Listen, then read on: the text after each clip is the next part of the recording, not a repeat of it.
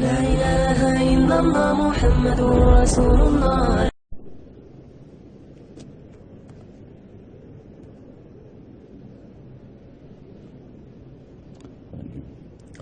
الحمد لله نحمده ونصلي على رسوله الكريم.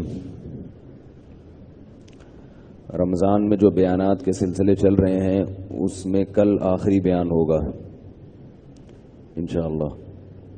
یعنی انشاءاللہ کا تعلق آخری سے نہیں ہے، ہوگا سے ہے. پھر اس کے بعد عید کے بعد شاید میرا سفر ہو تو پھر جو ہے وہ بیانات کا سلسلہ کافی وقت تک رک جائے گا. تو اس لیے 2 دن رہ گئے ہیں. جو بیان ہے خاص طور پہ اعتکاف والے ذرا غور سے سن لیں اور کچھ اسباق حاصل کر لیں. حضرت موسیٰ علیہ السلام کا واقعہ چل رہا تھا. اس میں بہت سارے پہلو اور بھی ہیں، ان پر روشنی ڈالنے کا وقت نہیں ہے. حضرت موسیٰ علیہ السلام کے بعد جس پیغمبر کا اللہ نے بہت اہتمام سے ذکر کیا ہے وہ داؤد علیہ السلام اور سلیمان علیہ السلام ہیں. انبیاء تو درمیان میں اور بھی آئے ہیں، لیکن جن پیغمبروں کا اللہ نے بہت اہتمام سے ذکر کیا قرآن مجید میں وہ کون سے ہیں؟ داؤد علیہ السلام اور سلیمان. حضرت زکریا علیہ السلام بعد میں آئے ہیں. داؤد علیہ السلام اور سلیمان علیہ السلام کی جو تاریخ شروع ہوتی ہے، یہودیوں میں ان دونوں پیغمبروں کو بہت اہمیت حاصل ہے. اس کی وجہ یہ ہے کہ ان دونوں پیغمبروں کے ذریعے اللہ نے فلسطین میں بیت المقدس میں یہودیوں کی بہت بڑی خلافت قائم کی تھی جو بہت عرصے چلی ہے، اور جس پر اہل یہود کو آج بھی ناز ہے، اور اسی وراثت کی بحالی کی کوشش میں لگے ہوئے ہیں، اور پھر اس کے لیے سازشیں بھی کر رہے ہیں. اور کیا کیا کر رہے ہیں. داؤد علیہ السلام کی تاریخ یہاں سے شروع ہوتی ہے کہ موسیٰ علیہ السلام کے بعد ایک نبی تھے جنہوں نے بنی اسرائیل کو جہاد کا حکم دیا. بلکہ بنی اسرائیل خود کہتے تھے کہ آپ ہمیں اللہ کے راستے میں لڑنے کا حکم دیں تاکہ ہم ملک فتح کریں. تو ان نبی نے کہا کہ هل عصیتم ان کتب علیکم القتال الا تقاتلوا. تم ابھی کہہ تو رہے ہو، لیکن امید یہ ہے کہ جب اللہ جہاد کا حکم دے گا تو تم کرو گے نہیں، کہ تمہاری نالائقیاں مشہور ہیں. قالوا وما لنا الا نقاتل فی سبیل اللہ وقد اخرجنا من دیارنا وابنائنا. کہنے ہم پہ ظلم ہوا ہے، ہم کیوں نہیں جہاد کریں گے بھائی. لیکن جب فرض ہو گیا فلما کتب علیہم القتال تولوا الا قلیلا منہم، جب فرض ہوا تو تھوڑے لوگ رہ گئے، باقی سارے بھاگ گئے. اس لیے خود سے اپنے اوپر آزمائشیں نہ مانگا کرو، خود سے اللہ سے عافیت ہی مانگنی چاہیے. تو اس قوم کا واقعہ یہ ہوا کہ نبی نے ان سے کہا کہ اللہ نے جہاد فرض کر دیا ہے اور تم پر طالوت کو اللہ نے امیر بنایا ہے. طالوت کوئی تھے بنی اسرائیل میں طالوت نام کے، تو ان کو اللہ نے تم پر امیر بنایا ہے.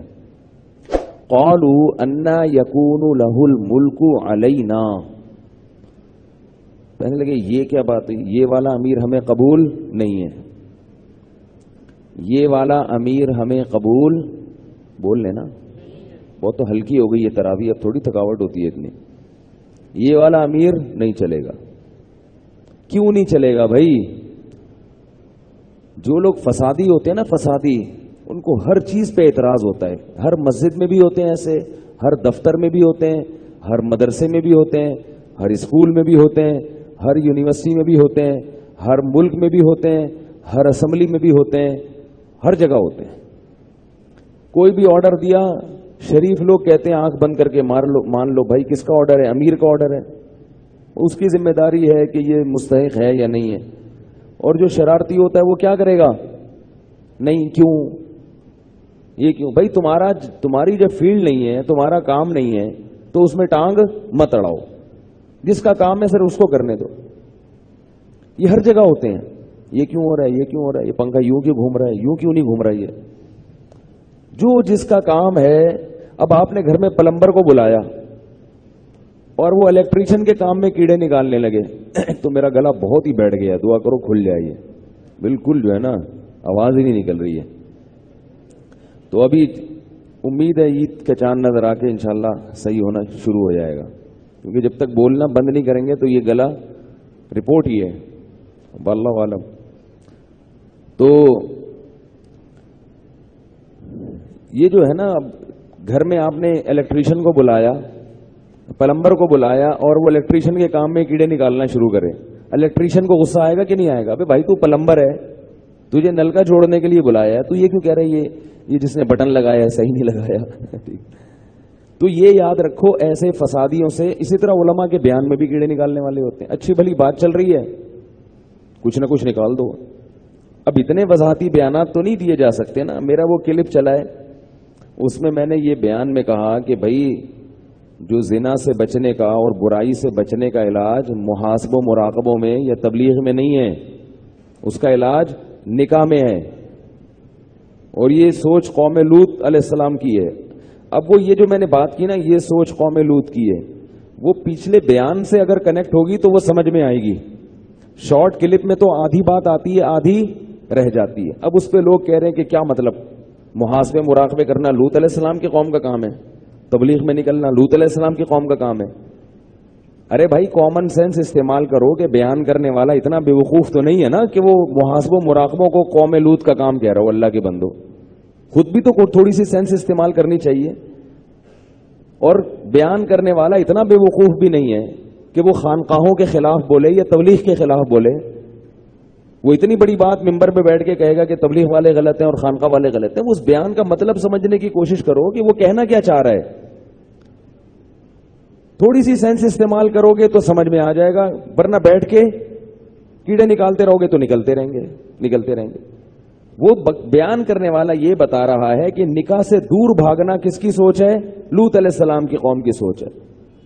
اور اللہ نے نکاح یعنی جو برائیوں کا علاج ہے, جو نکاح نہ کرنے سے برائیاں پیدا ہوتی ہیں, ان کا علاج کس میں رکھا ہے؟ نکاح میں رکھا ہے.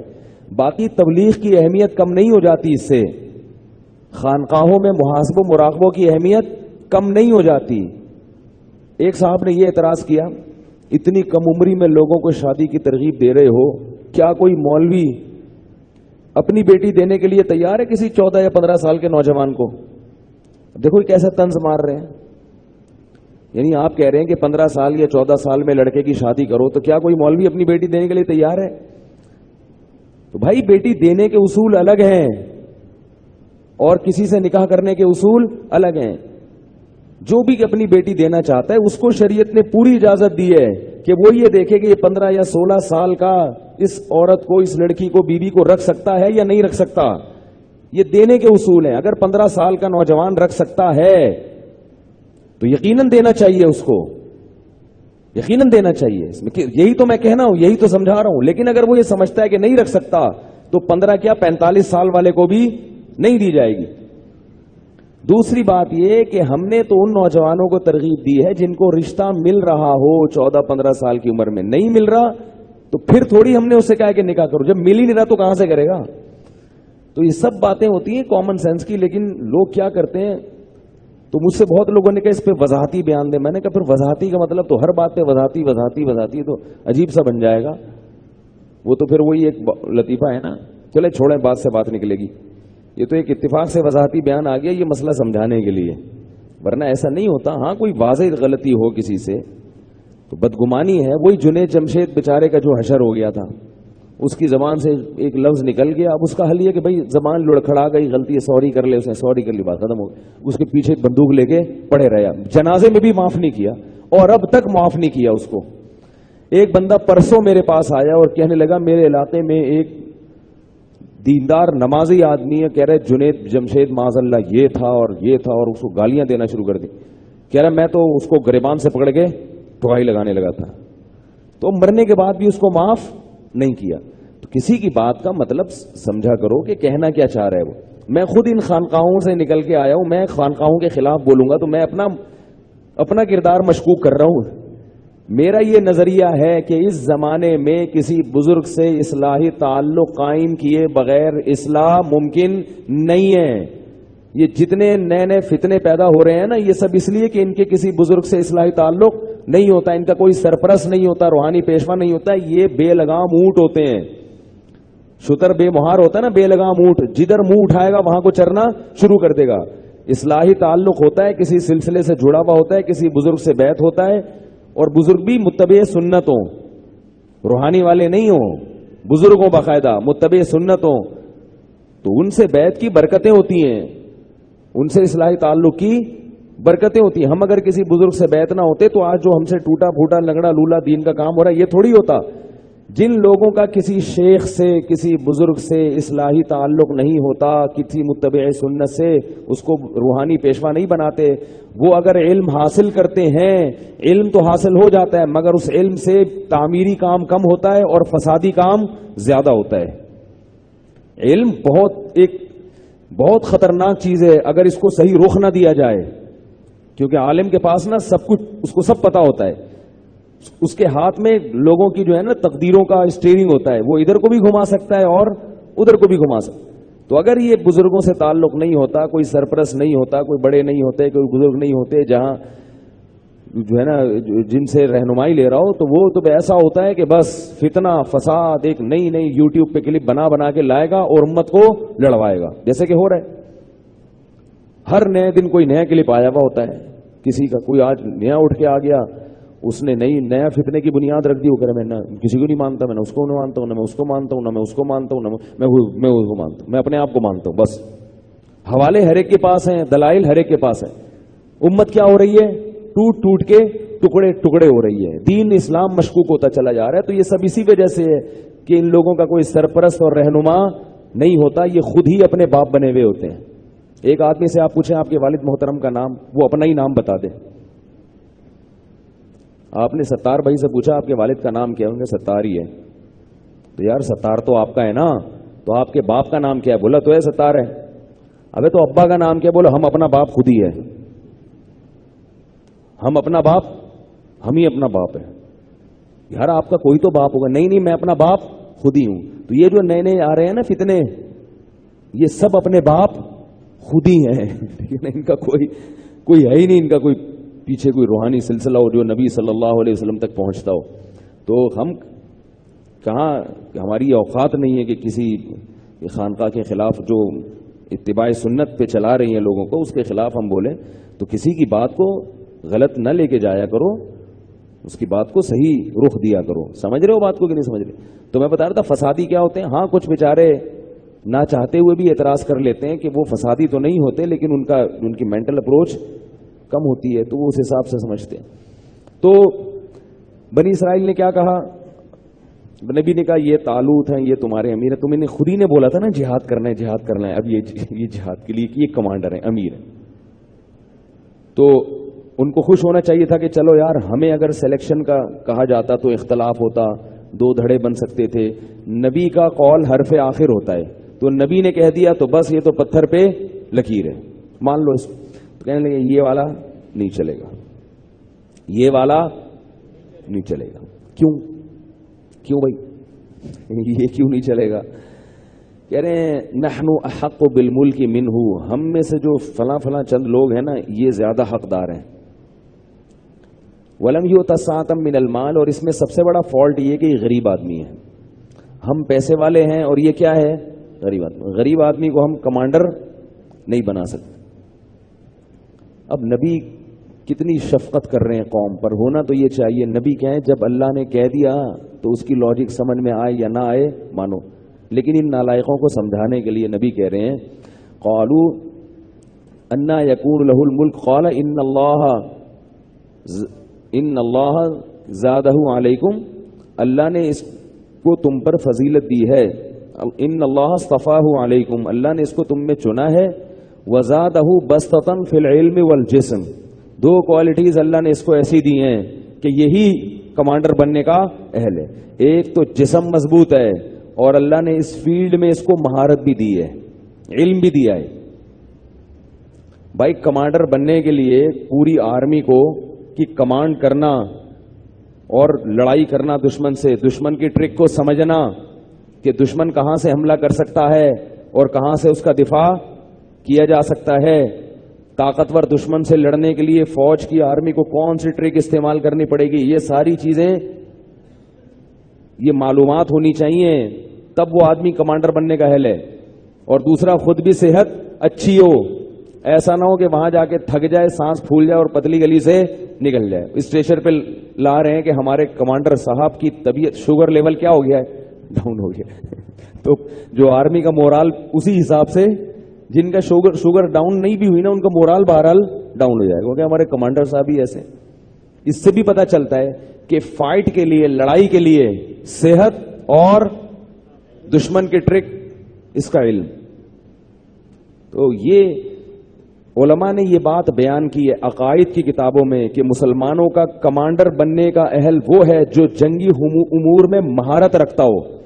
یہاں تک فقہا نے بیان کیا ہے کہ دو آدمی ہیں آپ کے پاس فوج کے کمانڈر یا امیر بنانے کے لیے, ایک نیک پرہیزگار ہے مگر جنگی امور کا تجربہ نہیں رکھتا, ایمان مضبوط, تہجد گزار, بہت نیک, اللہ کی محبت میں صبح و شام رونے والا, وقت پر زکوٰۃ ادا کرتا ہے, صدقات و خیرات دیتا ہے, اللہ اللہ کرتا ہے اور اللہ ہو کی آوازیں اس کے دل سے آتی ہیں. آئی بات سمجھ میں؟ دوسرا ایسا نہیں ہے, دوسرا ایسا نہیں ہے مگر اس کو لڑنا آتا ہے. ٹھیک ہے, اس کو پتا ہے کہ دشمن کے وار کہاں کہاں سے ہوتے ہیں, لڑا کیسے جاتا ہے, دشمن کی مکاری اور چالاکیوں سے کیسے نمٹا جاتا ہے. عقیدے کی کتابوں میں لکھا ہے, یہ عقیدے کی کتابوں میں جو بات ہوتی ہے بہت اہم ہوتی ہے کہ یہ دوسرا خلیفہ بننے کا زیادہ حقدار ہے, کیونکہ پہلے کو بنا دو گے یہ دعاؤں میں لگ جائے گا, لڑنا بڑھنا اس کو آتا نہیں اور یہ پٹوائے گا. یہ کیا کرے گا؟ پٹوائے گا. جب دشمن حملہ کرے گا نا, توپیں تانے گا ان کی طرف, کہے گا سارے مسلح بچھا کے اللہ سے دعا مانگو, بہت بڑی آفت آنے والی ہے. لوگ کہیں گے بھائی چلاؤ, کہہ رہے یہ کلاشن کوف چلتی کیسے ہے, یہ بم کیا ہوتا ہے, اللہ کا واسطہ یہ بموں کی باتیں میرے سامنے مت کرو. یہ میں کیوں اتنی ڈیٹیل میں جا رہا ہوں؟ وہی موضوع جو میں نے کل بیان کیا تھا نا, پاکستان آرمی کو جتنا مرضی برا بلا کہہ دو, لڑنے کی طاقت اور تجربہ کس کے پاس ہے؟ آرمی کے پاس ہے, انہی کے پاس ہے, آپ کے پاس نہیں ہے, کچھ بھی نہیں ہے آپ کے پاس, باتیں ہیں. تو اس لیے یہ جو چیز جس کو اللہ نے جس کا اہل بنایا وہ اسی کو رہنے دو. ہاں آرمی کو سدھارنا چاہتے ہو کہ یہ اچھی ہو جائے, اچھی ہوگی تو خیریں ہوں گی, تو آرمی جوائن کرو. اچھے لوگ آرمی میں جائیں تو آرمی کیا ہو جائے گی؟ گندے لوگ جائیں گے تو گندی ہو جائے گی. اب لوگ کہتے ہیں اس آرمی پر قادیانیوں کا قبضہ ہے, تو بھائی قادیانی آرمی میں جائے گا تو قبضہ کرے گا نا, تو آپ کیوں نہیں بھیجتے اپنے بچوں کو؟ آپ کے ہم ترقی نہیں کر سکتے. تو یہ کیا بات ہے کہ قادیانی چلا جا سکتا ہے اور مسلمان نہیں جا سکتا؟ یہ بیوقوفوں والی باتیں, پروپیگنڈا ہے یہ, اس کی حقیقت کچھ بھی نہیں ہے. کتنے آرمی میں آفیسرز ہیں جو تبلیغ میں وقت لگاتے ہیں, کتنے آفیسرز ہیں جن کے علماء سے تعلقات ہیں. تو اگر یہ آرمی قادیانیوں کے مکمل کنٹرول میں ہوتی یا اسلام دشمنوں کے کنٹرول میں ہوتی, وہ تبلیغ میں وقت لگانے دیتے ہیں ان کو. تو بات یہ ہے کہ ہم لوگ پیڑے کھانے کے عادی ہو گئے. ہم چاہتے ہیں 2 دن میں انقلاب آ جائے اور بھائی یوں ہو جائے اور چھو منتر ہو جائے اور امام مہدی آ جائیں, اور دجال پہ کتابیں لکھی جا رہی ہیں امام مہدی آنے والے, لوگ کہہ رہے ہیں وہاں آئے پھر دیکھو کیا ہوتا ہے. او بھائی امام مہدی جب آئیں گے وہ آئیں گے, آپ کے ذمے جو کام ہے, جو گراؤنڈ ریئلٹیز کو دیکھ کر آپ وہ کام نمٹائیں. میں اکثر واقع سناتا ہوں نا, لاہور میں کسی نے مجھے فون کیا کہ لاہور کے جج نے اتنا الٹا غلط فیصلہ کیا اور یہ ایسے ہیں جج ویسے ہیں. میں نے کہا بھائی آپ اپنے بچوں کو وکیل بناؤ, جج بناؤ, کیا خیال؟ آپ اپنے بچوں کو کیا بناؤ؟ آپ بنائی, آپ خانقاہ میں بیٹھے ہو, آپ تبلیغ میں وقت لگا رہے ہو, لگاؤ, پھر وہی میرے خلاف بیان آ جائے گا. تبلیغ کسی کے مخالف نہیں ہوں, تبلیغ میں وقت لگ رہا ہے تو اتنی سینس بھی پیدا ہو رہی ہے, لیکن یہ کافی نہیں ہے. جب وقت لگایا آپ کی سوچ تبدیل ہو گئی, اب آپ بولو میرا بچہ کیا بنے گا؟ جج بنے گا. اور اس کو پہلے 4 مہینے لگاؤ تبلیغ میں بچے کو, بولو بیٹا تم نے جج بننا ہے, تمہیں 4 مہینے اس لیے لگوا رہا ہوں تاکہ تم انسان کے بچے پہلے بنو اور جج کے بچے بعد میں بنو. پھر وہ جج بنے گا تو بہترین فیصلے کرے گا. وہ کوئی پابندی تھوڑی ہے وہاں پہ, تو بھئی اچھے لوگ جائیں گے، تو اچھے لوگ جاتے ہی نہیں ہیں. نہ پولیس میں جاتا ہے اچھا آدمی، نہ فوج میں جاتا ہے. یہ تو شکر ہے کچھ اچھے گئے ہوئے ہیں تو معاملہ اچھا ہو. دیکھو راحیل شریف اچھا آدمی گیا تھا نا، کیسا کراچی کی حالات بدل دی اس نے، ورنہ نہ ہمارے موبائل محفوظ تھے. دوبارہ راحیل شریف کے جانے کے بعد دوبارہ وہی حالات پیدا ہو گئے. تو اچھا آدمی اگر اوپر جائے گا تو فیصلے کیا ہوں گے؟ اچھے ہوں گے.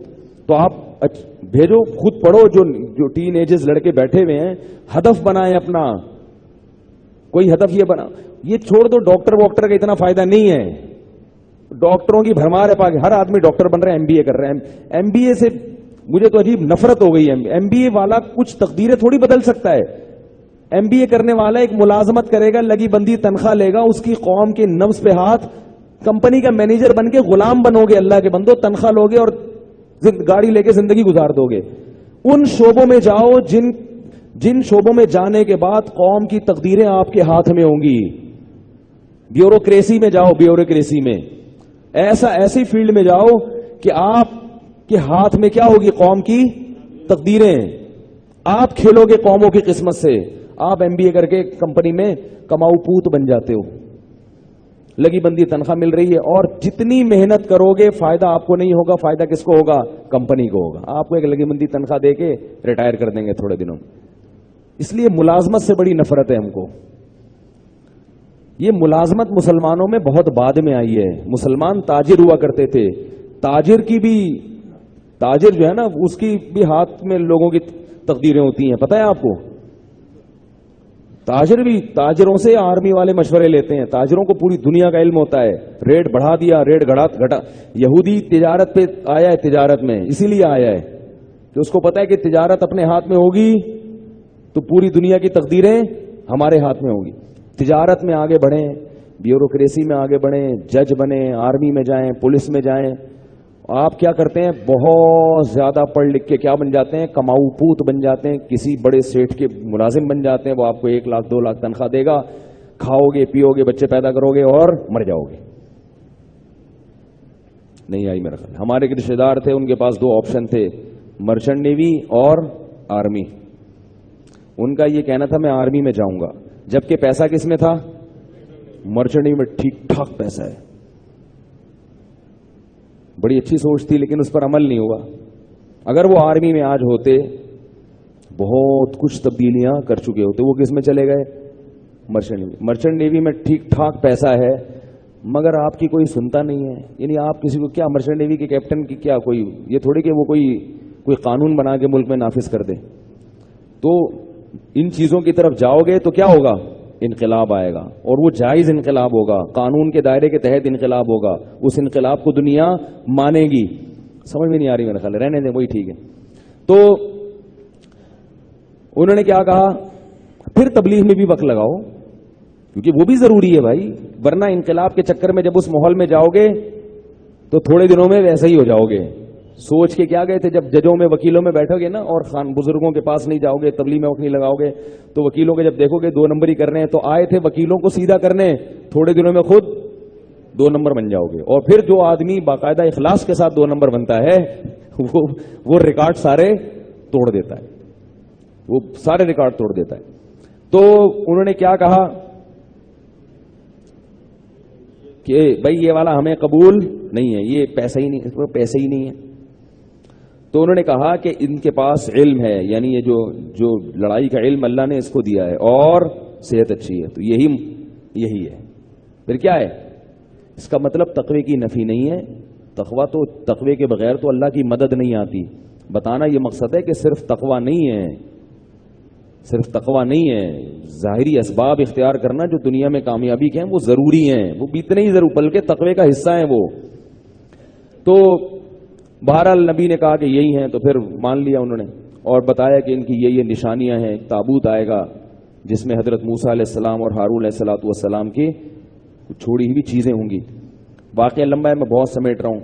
پھر کیا ہوا؟ طالوت علیہ السلام کے لشکر میں کی قیادت میں یہ بنی اسرائیل کا لشکر گیا ہے. چاہ نہیں رہے تھے لڑنا، لیکن چلے گئے. اب مقابلہ تھا جالوت سے. جو دشمن کا کمانڈر تھا وہ کون تھا؟ جالوت. اور دشمن کی تعداد بہت زیادہ تھی. بہت زیادہ تعداد تھی. تو اب اللہ نے ان کو کا امتحان لیا. یہ لیا کہ نبی نے ان سے کہا کہ راستے میں نہر آئے گی, دریا آئے گا, پیاس لگ رہی ہوگی مگر اس سے پانی نہیں پینا, اس سے پانی نہیں پینا. جو پانی پیے گا اس کا میرے سے کوئی تعلق نہیں ہے, جو نہیں پیے گا صبر کرے گا وہ مجھ میں سے ہے. وہ نہر آئی ہے, اکثر نے پانی پی لیا, تھوڑے سے لوگ رہ گئے جنہوں نے نہیں پیا. اس گناہ کی نحوست یہ پڑی ہے کہ ایک تو لشکر کی تعداد ویسے ہی زیادہ تھی,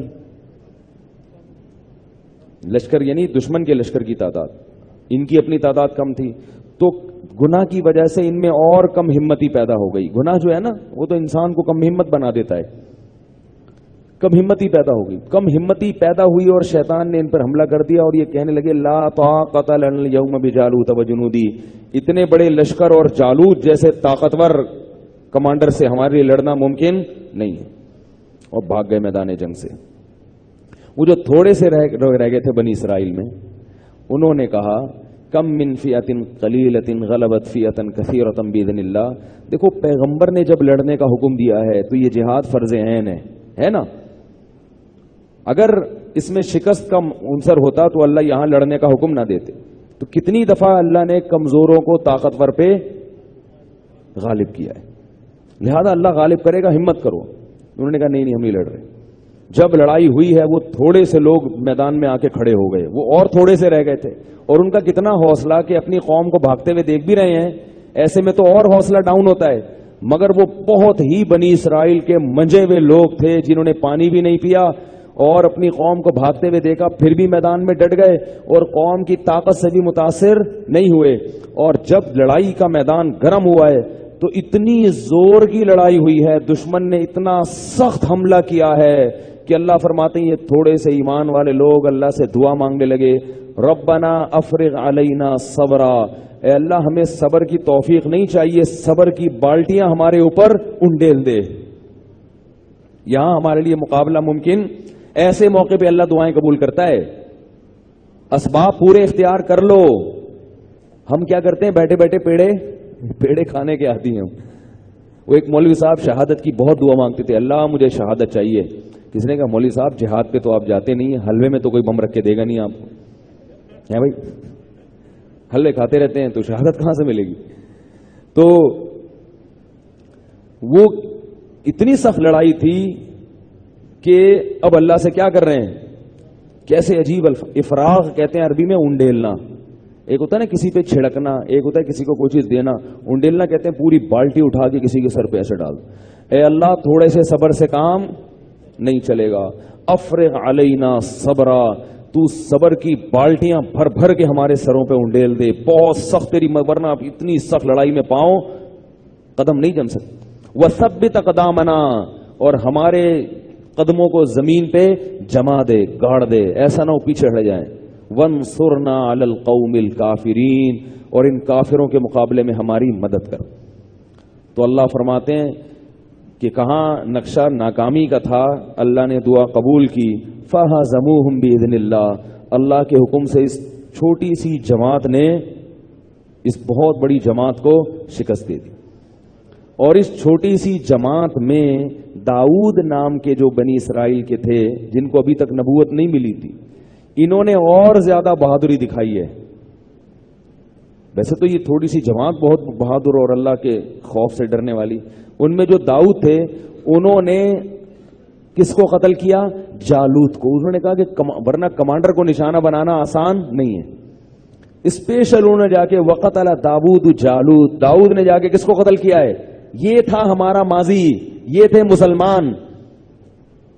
آج کوئی نیک آدمی ہو جتنا عجیب سا ہوگا, اب بتاؤ داؤد علیہ السلام میں کوئی صلاحیتیں ہوں گی نا کہ میدان جنگ میں لڑے ہیں اور ایسی فائٹ کی ہے, کچھ بازوؤں میں طاقت ہوگی, کچھ تلوار میں طاقت ہوگی, تلوار چلانا جانتے ہوں گے اتنے زاویوں سے, اور جنگ کے حربے جانتے ہوں گے, تبھی تو جا کے ڈائریکٹ کس پہ وار کیا ہے, جالوت پہ, کہ کمانڈر کو ماروں گا میں.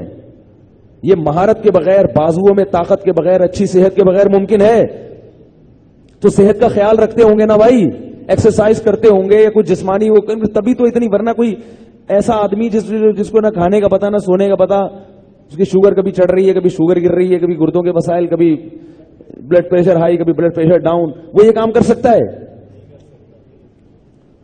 داؤد علیہ السلام نے کیا کیا, جا کے جالوت پہ وار کیا اور فائٹ کر کے اس کو جان سے مار دیا اس کو. یہ نہیں کہ جا کے اس کو گلے لگایا کہ میں کیسے انسان کو ماروں. او بھائی, جب میدان جنگ ہوتا ہے تو اللہ کو بہادری پسند ہوتی ہے, ویسے اللہ کو احسان پسند ہے, تھینک یو, مزے کی باتیں کرو. میدان جنگ کے اصول الگ ہوتے ہیں. تو جب جا کے مارا ہے تو اللہ فرماتے ہیں اللہ کو داؤد علیہ السلام کا یہ اسٹائل پسند آیا. ٹھیک ہے نا, انداز پسند آیا. انداز کو ہماری زبان میں اسٹائل کہتے ہیں. اللہ کو ان کا یہ انداز پسند آیا کہ میری خاطر ایسی قربانی اور ایسی بہادری.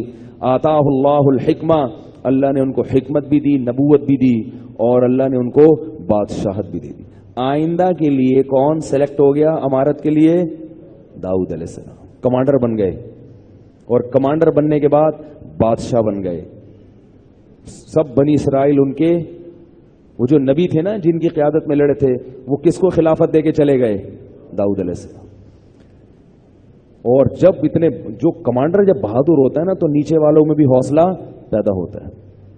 آج کل جتنے یہاں پر اللہ معاف فرمائے نیک لوگ ہیں جو ماشاءاللہ بہت سارے جہاد کر رہے ہیں, تو مشاہدہ یہ ہوتا ہے کہ ان میں سے اکثر کے کمانڈر کبھی دیکھا نہیں کہ وہ سمجھ میں نہیں رہا, وہ کبھی دیکھا نہیں کہ وہ بھی کبھی یعنی جہاد, میں نے سنا ہے کہ کبھی جہاد پہ گئے ہوں یا کر رہے ہوں, تو وہ رپورٹ یہی ہے. باقی اللہ بہتر جان. جتنی بھی تنظیمیں ہیں دیکھ لیں آپ ان کے بڑوں کو, تقریریں ہیں, تقریر اچھی ہوتی ہے. خیر کہیں بات کہیں اور نہ نکل جائے. تو داؤد علیہ السلام جو تھے انہوں نے کیا کیا, ہاں پبلک جاتی ہے, پبلک جا رہی ہے. کشمیر کے نام پہ جتنا جہاد ہو رہا ہے پبلک جا رہی ہے, پبلک بہت جا رہی ہے, شہید بھی ہو رہی ہے, سب کچھ ہو رہا ہے. لیکن جو چلانے والے ہیں نا وہ کیا کرتے ہیں, وہ شہادت کے فضائل سن کے روتے ہیں اور پبلک کو رلاتے ہیں. لیکن شہادت کے لیے کبھی ان کو یہ نہیں ہوا کہ یار اتنے بچے ہم نے کشمیر میں شہید کروائے تو چلو ہم بھی تھوڑا سا گولی کھا کے آ جائیں وہاں. رپورٹ ہے, یہ ہو سکتا ہے غلط رپورٹ ہو سکتا ہے غلط خبریں ہوں, ہمیں کیا پتا بھائی, لیکن رپورٹیں اس قسم کی آ رہی ہیں. تو اس لیے خیر کہاں سے کہاں بات چلے گی. تو وہ جو تھے, وہ جو داؤد علیہ السلام تھے نا, کہ پھر ان کی بادشاہت قائم ہوئی ہے. پھر انہوں نے اس ملک پہ قبضہ کیا, بیت المقدس پہ قبضہ کیا, وہاں جو ہے نا اللہ کے دین کا جھنڈا گاڑا. اس کے بعد داؤد علیہ السلام نے جو لڑائی لڑی ہے دنیا میں, گھوڑے دوڑائے ہیں, جو فائٹ کی ہے, بہت بڑے علاقے پر داؤد علیہ السلام کی حکومت قائم ہو گئی. اور داؤد علیہ السلام بے انتہا عبادت گزار تھے. رات ان کی تہجد میں گزرتی اور دن ان کا روزے میں گزرتا. روزہ رکھنے سے کبھی بھی انسان کمزور نہیں ہوتا. اتنے طاقتور تھے, روزے رکھتے تھے. اس سے پتہ چلتا ہے روزے سے کمزوری نہیں, روزے سے صحت اچھی ہوتی ہے. یہ دماغ سے وسوسہ نکال دو. لیکن داؤد علیہ السلام کا روزہ ہوتا کیسا تھا؟ وہ بڑا ٹیکنیکل قسم کا روزہ تھا جو سب سے مشکل ہے. نبی صلی اللہ علیہ وسلم نے فرمایا سب سے افضل روزہ وہ روزہ ہے جو داؤد علیہ السلام رکھتے تھے. پوری زندگی ایسے ایک دن روزہ ایک دن ناغا, ایک دن روزہ ایک دن ناغا, ایک دن روزہ ایک دن ناغا. اس کو سب سے افضل روزہ کیوں قرار دیا؟ اس لیے کہ روزے کا مقصد جسم کو کمزور کرنا نہیں ہے, روحانی طاقت بڑھانا ہے. اگر آپ روزانہ روزہ رکھیں گے ساری زندگی پھر یقیناً جسم کمزور ہوگا, کیونکہ روز اگر رکھتے ہی چلے جائیں گے نا ناغا ہی نہیں ہوگا, جسم کمزور ہوگا, روحانی قوت نہیں بڑھے گی, کیونکہ آپ روزے کے عادی ہو جائیں گے تھوڑے دنوں میں. جس چیز کا انسان عادی ہو جاتا ہے پھر اس میں مجاہدہ ختم. اب ایک دن روزہ ہو اگلے دن ناغا ہو, جسمانی قوت بھی بحال رہے گی اور روزے کی عادت پڑے گی نہیں. ہر دن روزہ رکھنا سخت مشکل لگے گا, بہت نفس پہ, کیونکہ ایک روٹین میں جب ہم آتے ہیں نا عادت پڑ جاتی ہے اس کی. جیسے رمضان میں عادت پڑ گئی, میں روزانہ اٹھ رہے ہیں, آٹومیٹک طریقے سے اٹھ رہے ہیں, کھا رہے ہیں, پراٹھا کھا رہے ہیں, پیٹ میں جا رہا ہے, نماز پڑھنے آئے, ایسے جیسے روبوٹ نہیں ہوتا, واپس چلے گئے, ادھر پلر پہ بیٹھے, تھوڑی گپ شپ لگائی, ادھر جائے, سو گئے, پھر اٹھے, لیٹرین میں گئے, نہائے دھوئے, ظہر کے لیے آ گئے. وہ روٹین میں آ جاتا ہے نا انسان. عشاء کے بعد بیٹھے, تراویح کے بعد بیان کیا اور چل دیے. تو جو چیز روٹین میں آتی ہے اس کا انسان کیا ہو جاتا ہے, عادی. روٹین سے ہٹ کے جو کام ہوتا ہے, ایک دن روزہ ایک دن ناغا, تو وہ بڑا مشکل ہے. داؤد علیہ السلام نے ساری زندگی اس مشکل میں گزاری ہے. ایک دن روزہ رکھیں گے, ایک دن ناغا. اس سے صحت اچھی رہتی ہے, کیونکہ روزانہ کھانا ضروری نہیں ہے, اس سے کولیسٹرول بڑھتا ہے اور کوئی فائدہ نہیں ہوتا. تھوڑا کھانا اچھا ہے انسان کے لیے. اور رات کو کیا تھے, تہجد گزار, اتنی عبادت کرتے تھے. تو اللہ نے, اور داؤد علیہ السلام کو جو اللہ نے معجزے دیے تھے, کیونکہ جب انہوں نے اللہ کے لیے قربانی دی تو اللہ نے بھی ان کو نوازا. ان میں داؤد علیہ السلام کے معجزوں میں 3 معجزے اللہ نے خاص ذکر کیے ہیں. نمبر 1, لوہا ان کے ہاتھ میں نرم کر دیا اللہ نے. جنگوں میں ضرورت تھی, اتنی فیکٹریاں کے لوہے بنا بنا کے زرہیں بنائے, اللہ نے کہا تیرے ہاتھ میں لوہا آتے ہی نرم ہو جائے گا, جہاں چاہو ڈھال دو. تو داؤد علیہ السلام نے زرہیں بنانا شروع کی ہیں. یہ تھے دیندار پہلے زمانے کے. آج دیندار آدمی کو ٹیکنالوجی سے کوئی واسطہ, نہ جسمانی قوت سے نہ ٹیکنالوجی سے. یہ قسم کی ٹیکنالوجی تھی نا جو اللہ نے معجزے کے طور پہ دے دی. نہ وہ لڑنا جانتا ہے نہ بھاگنا جانتا ہے. کسی نمازی بھائی کو بولے یار ذرا یہاں سے وہاں تک بھاگنا, نہیں بھاگے گا. بولے یہ کیوں بھاگوں میں, کیسے بھاگوں میں تو نماز پڑھتا ہوں, میں کیسے بھاگوں بھائی, میں تو نماز پڑھتا ہوں, میں کیسے بھاگوں, میں اچھا لگوں گا نمازی داڑھی کے ساتھ بھاگتا ہوا. ہمارے حضرت مفتی رشید احمد صاحب رحمہ اللہ, وہ لاٹھی چلاتے تھے نا, بہت تیز چلاتے تھے, اس کے لیے بڑی کلاوازیاں کھانی پڑتی تھیں. تو ایک دن وہ لاٹھیاں چلا رہے تھے اور ان کے ساتھ اور بھی علماء تھے. تو کسی نے حضرت مفتی محمد شفیع صاحب رحمہ اللہ سے شکایت کی کہ اتنی بڑی بڑی داڑیاں ہو کے اچھل رہے ہیں یہ لوگ, ان کو شرم نہیں آتی؟ اتنی بڑی بڑی داڑیاں رکھ کے یہ مولوی اچھل رہے ہیں, ان کو شرم نہیں آتی, کیسے اچھل رہے ہیں یہ؟ تو حضرت مفتی شفیع صاحب نے فرمایا داڑھی کا وزن تو ایک چٹانک بھی نہیں ہوتا بھائی, اسے رکھ کے اچھلنا کوئی مشکل نہیں. یا تو داڑھی کے 6-7 کلو کی ہوتی پھر اچھل رہے ہوتے, تو کہتے یار کیسے اچھل رہے ہیں, ایک چٹانک کا وزن بھی نہیں ہوتا, وہ رکھ کے بھی اچھل سکتا ہے. صحابہ کرام گھوڑے سے تیز دوڑ لیا کرتے تھے, ان کی بھی داڑیاں ہوتی تھی. تو یہ دماغ سے نکال دو, داڑھی والے کو, نمازی آدمی کو دوسرے سے زیادہ چست ہونا چاہیے. بیٹھا ہے تو ایسے ٹیک لگا کے بیٹھا ہوا ہے, توند آگے کو جا رہی ہے, ہل نہیں رہا, مطالعہ کر رہا ہے تو وہ اسٹائل ہے, چل رہا ہے تو ایسے ریڑتا جا رہا ہے جیسے پتہ نہیں کوئی پھانسی گھاٹ کی طرف لے کے جا رہے ہیں اس کو, یہ کیا ہو رہا ہے. تو یہ نمازی بھائی ہمارے جتنے یہ دیندار لوگ ہیں, ان کو بہت زیادہ, یہ ہمارے اسلاف کی, پیغمبروں کی, صحابہ کی سنت ہے. سارے پھرتیلے ہوتے تھے, سارے چست ہوتے تھے. کسی کو اللہ نے بیماری کے طور پر موٹاپا دے دیا وہ تو الگ بات ہے. میں تبھی کہہ رہا ہوں کسی بھاری جسم والے پر طنز مت کرو, قدرت کی طرف سے بھی ہوتی ہیں چیزیں. امام ابو حنیفہ کے شاگرد تھے, بے انتہا ذہین اور چست تھے, مگر بہت زیادہ موٹے تھے. لیکن کتنے ذہین تھے. امام شافعی کہتے ہیں میں نے موٹے لوگوں میں محمد ابن حسن جیسا ذہین نہیں دیکھا. تو بھاری جسم تھا. تو بھاری جسم کا مذاق اڑانا مقصد نہیں ہے. مذاق اڑانا کس کا مقصد ہے؟ سست لوگوں کا. سمجھ رہے ہو بات کو؟ تو خیر اب کیا ہوا ہے, تو داؤد علیہ السلام کو اللہ نے 3 معجزے بڑے زبردست دیے. ایک, لوہا ان کے ہاتھ میں نرم, اس سے زرہیں بناتے تھے, فوجیوں میں تقسیم کرتے تھے. دوسرا, ان کو جو اللہ نے معجزہ دیا, خوبصورت آواز. اتنی خوبصورت آواز تھی داؤد علیہ السلام کی کہ جب وہ تلاوت فرماتے زبور کی, اور ان کو اللہ نے کتاب بھی دی زبور, جب تلاوت کرتے تھے تو پرندے آ کے جمع ہو جایا کرتے تھے, پرندے جمع ہو جاتے تھے غول کے غول. 4 معجزے دیے جو بڑے بڑے معجزے. اور تیسرا معجزہ اللہ نے ان کو دیا کہ جب وہ اللہ کا ذکر کرتے تھے تو یا جبال اوبی معہ والطیر, پرندے اور پہاڑ بھی ان کے ساتھ لا الہ الا اللہ پڑھنا شروع کر دیتے. ایسی کیفیت میں ان کا ذکر ہوتا تھا, اللہ کو یاد کرتے تھے کہ پہاڑوں سے بھی لا الہ الا اللہ کی آوازیں آنا شروع ہو جاتی تھی. پہاڑوں سے بھی آوازیں آتی تھی لا الہ الا اللہ کی. تو بعض صوفیہ کے ایسے واقعات منقول ہیں کہ جب وہ ذکر کرتے تھے تو ان کے ساتھ پتھروں سے لا الہ الا اللہ کی آوازیں آتی تھیں. اس طرح کے واقعات بزرگان دین میں بھی منقول ہیں. بہرحال داؤد علیہ السلام کا معجزہ تھا. اور چوتھا معجزہ ان کو یہ ملا, وفصل الخطاب, زبردست انداز بیان. جب خطاب کرتے تھے, قوم میں تقریر کرتے تھے, لوگوں پر وجد طاری ہو جاتا تھا. اس سے پتہ چلتا ہے بولنا آنا یہ بھی اللہ کی بہت بڑی نعمت ہے.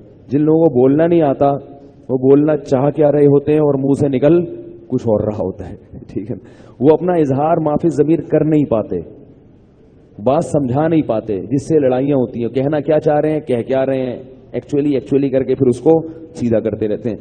تو داؤد علیہ السلام کو بولنے کی جو طاقت تھی, وہ فصل الخطاب, دودھ کا دودھ پانی کا پانی کر کے رکھ دیتے. جب تقریر کرتے تھے نا, خطاب کرتے تھے اپنی قوم سے, اتنی زبردست. اچھا یہ عجیب بات ہے, بولنے کا ملکہ اللہ نے صرف علماء کو دیا ہے. میں نے اپنی زندگی میں کوئی ایسا شخص نہیں دیکھا جو عالم نہ ہو اور اس کو بولنا آتا ہو. حتیٰ کہ قائد اعظم محمد علی جناح کتنے بڑے بانی پاکستان تھے اور کتنے مسلمانوں کے خیر خواہ تھے, لیکن تقریریں وہ کس سے کرواتے تھے؟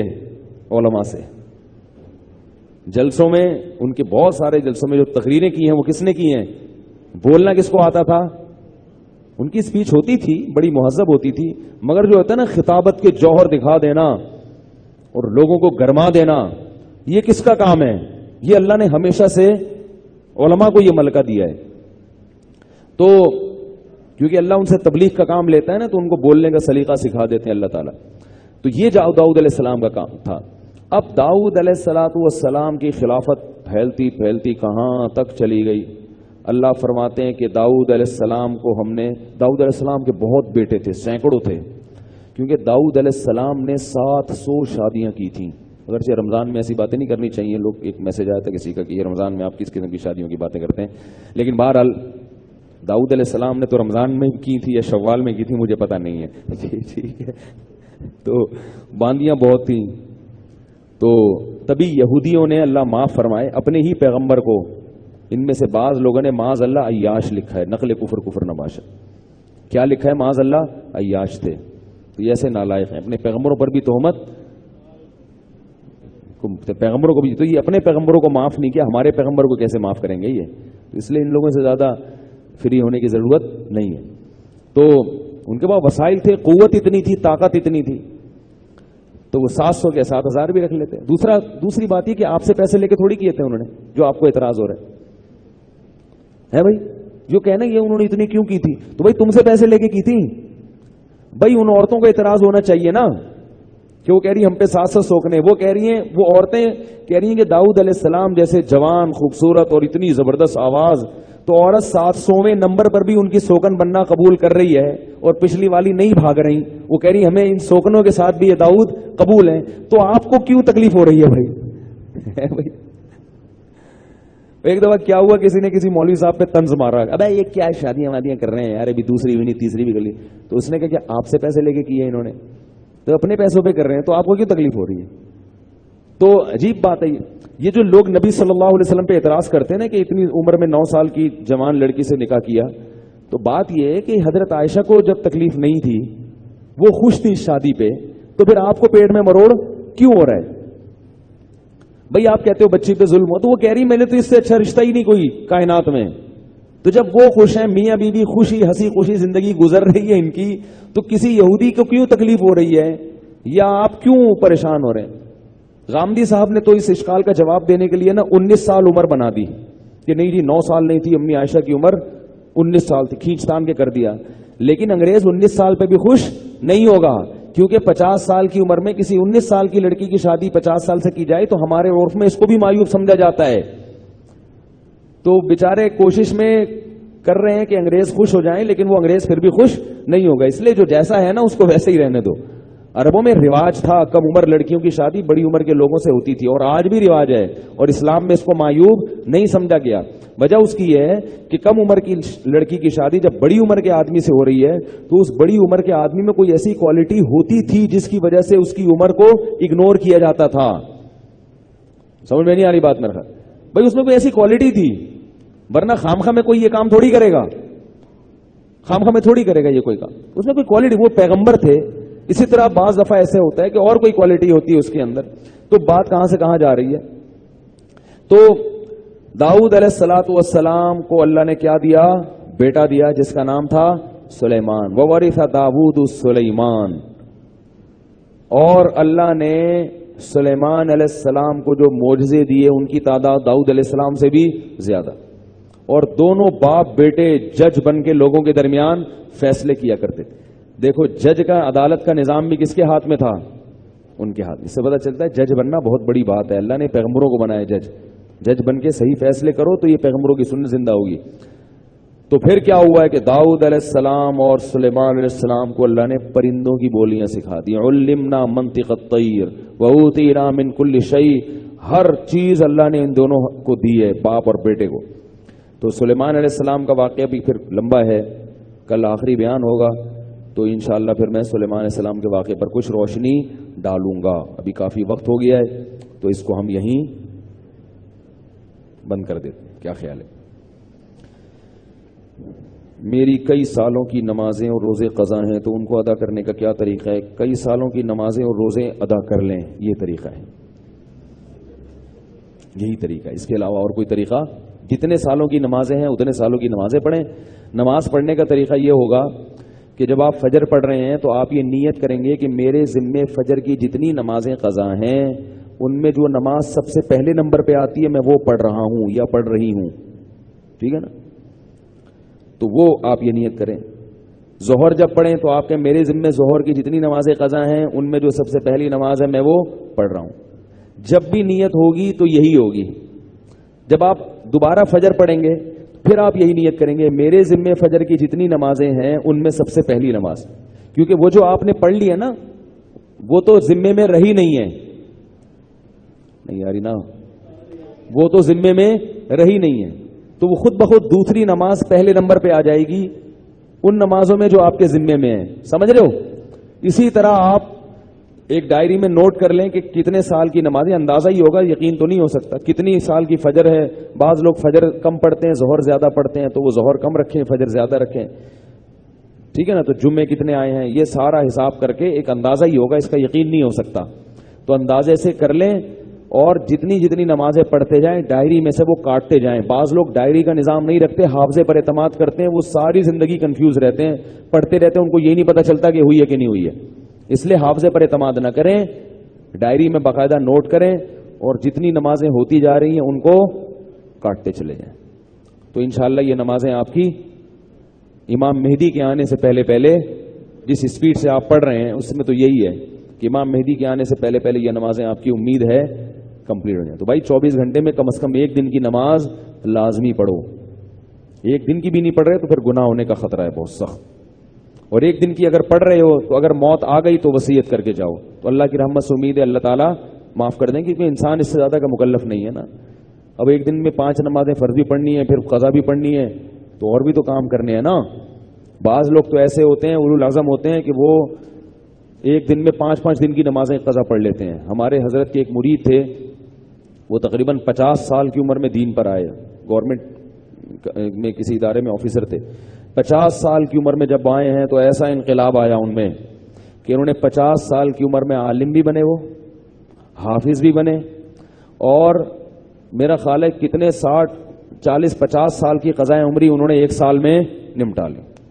ہم جب بھی جاتے تھے ہر وقت نماز پڑھ رہے ہوتے تھے یا تلاوت کر رہے ہوتے تھے اور مدرسے میں پڑھ بھی رہے ہوتے تھے. ایسا ٹائم کو مینج کیا انہوں نے. تو ایسے لوگ بھی ہیں لیکن بہرحال شارٹ ہیں ایسے لوگ. تو آپ ایسے نہ بنے، اتنا ہی کر لیں کہ 24 گھنٹے میں کم از کم ایک دن کی. پھر قضاء عمری پڑھنے کا کوئی ٹائم متعین نہیں ہے. فجر کے وقت میں ظہر کی پڑھ سکتے ہو، ظہر کے وقت میں فجر کی پڑھ سکتے ہو. مکروہ وقت نہ ہو. مکروہ وقت جو سورج نکلتے ہوئے، زوال کے وقت اور سورج غروب ہوتے ہوئے. فجر کے بعد بھی پڑھ سکتے ہیں، عصر کے بعد بھی پڑھ سکتے ہیں قضا. فجر اور عصر کے بعد نوافل تو نہیں پڑھ سکتے مگر قضاء عمری پڑھ سکتے ہو. وطر بھی پڑھنے پڑیں گے. احناف کے ہاں وطر کی نماز کیا ہے؟ واجب ہے. اس پہ دلائل کیا ہیں یہ کیونکہ آج کل کلپ ایسے آ رہے ہیں کوئی واجب کچھ نہیں ہوتا اور یہ سنت موقدہ کچھ نہیں ہوتا. یہ بھی آ رہے ہیں کلپ مارکیٹ میں. تو وہ نہیں، فجر کی سنتیں نہیں پڑھیں، بس فرائض پڑھیں گے. فرائض پڑھیں اور وطر پڑھیں. ٹھیک ہے نا؟ اور فرائض میں یہ آسانی ہے کہ تیسری اور چوتھی رکعت میں اگر کچھ نہ بھی پڑھیں تو بھی بول لینا چلے گا. فرض کی تیسری رکعت میں 3 دفعہ سبحان ربی الاعلی کہنے کی بقدر کھڑے رہیں تو بھی نماز ہو جائے گی. ٹھیک ہے نا؟ تو فجر یعنی فرض کی تیسری اور چوتھی، وطر میں تیسری رکعت میں پڑھنا پڑے گا. فرض کی تیسری چوتھی رکعت میں چاہیں آپ مختصر قرات کر لیں، تیسرا کلمہ پڑھ لیں تو یہ بھی ٹھیک ہے. بہتر ہے سورہ فاتحہ پڑھیں تو زیادہ بہتر ہے. تو یہ بھی، اور اس سے نماز آپ کی مختصر ہو جائے گی. سبحانک اللہم و بحمدک نشہد ان لا الہ الا انت نستغفرک و نتوب الیک.